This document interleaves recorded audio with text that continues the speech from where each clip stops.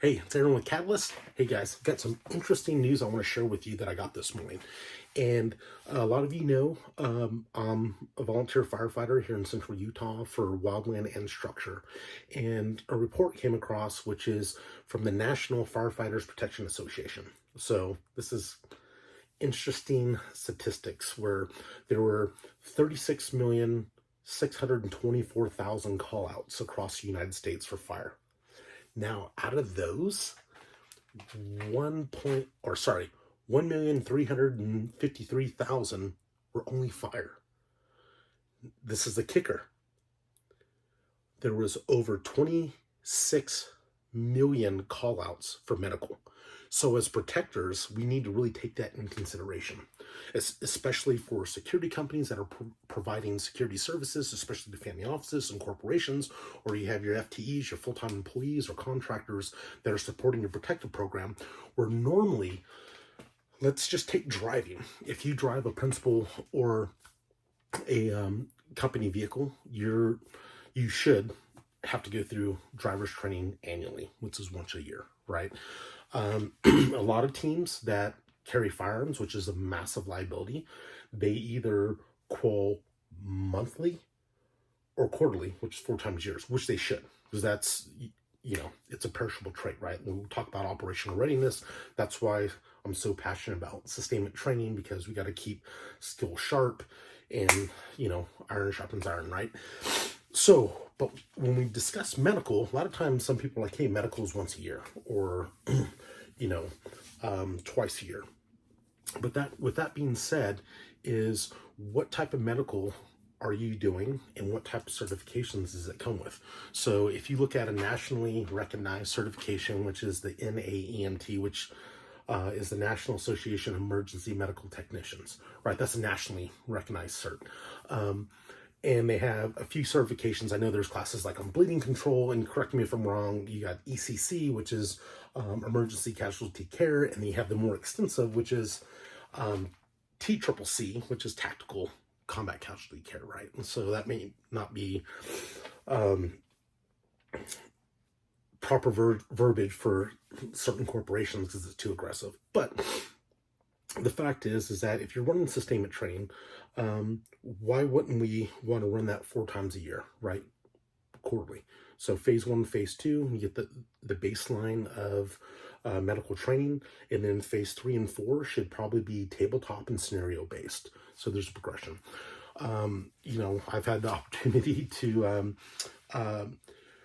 be involved, or if you look at the U.S. State Department for WIPs or the agency's GRS programs and their progression in advanced training for medical, it's pretty legit. So AS Solution, God rest its soul, when I was there, we were the first private company to offer reanimated or live tissue training to the EP industry, which we ran, I think, 3 or 4 programs. It's costly, but it's that textile approach of knowing. And this is why I'm focusing on the textile. And one reason for doing this video is I had a lot of medical training from the Marine Corps up to my contracting days till that moment where I had to treat a gunshot wound to a femur, which is an arterial bleed, right? And up to that point, when I got to him, applied the tourniquet, got my kit out, and I went to start stuffing the hemostatic gauze into his gun wound, there was 2 things I wasn't prepared for. One was a textile approach of, it was a 5.45 round, AK-74, and it was a pinhole. So as I'm trying to stuff that hemostatic gauze, I'm tearing tissue, which is freaking me out.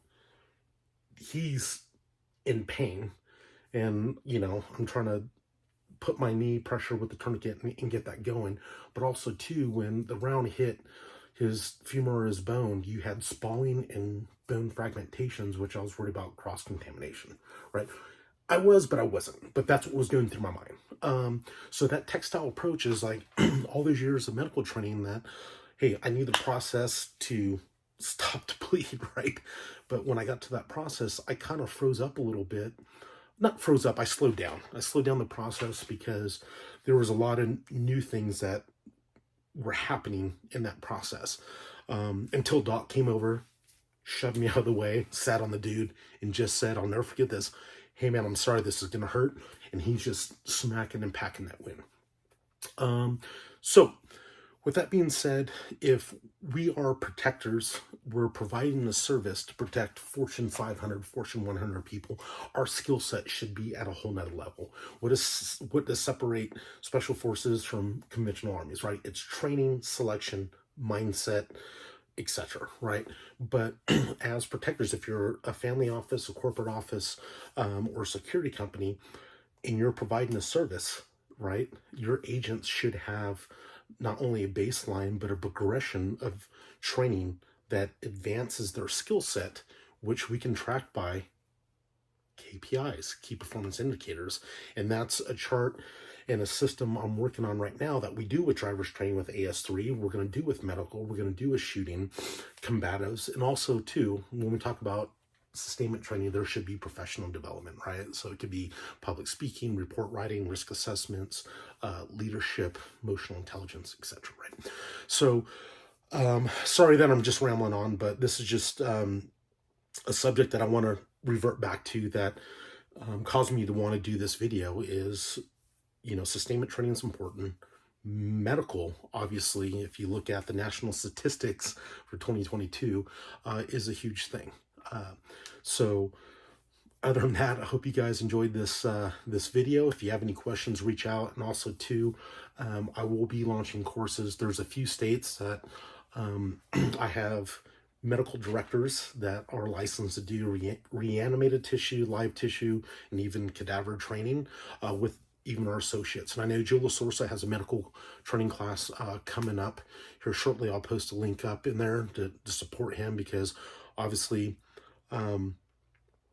those statistics don't lie. And if you're a protector and you don't have medical training, you should.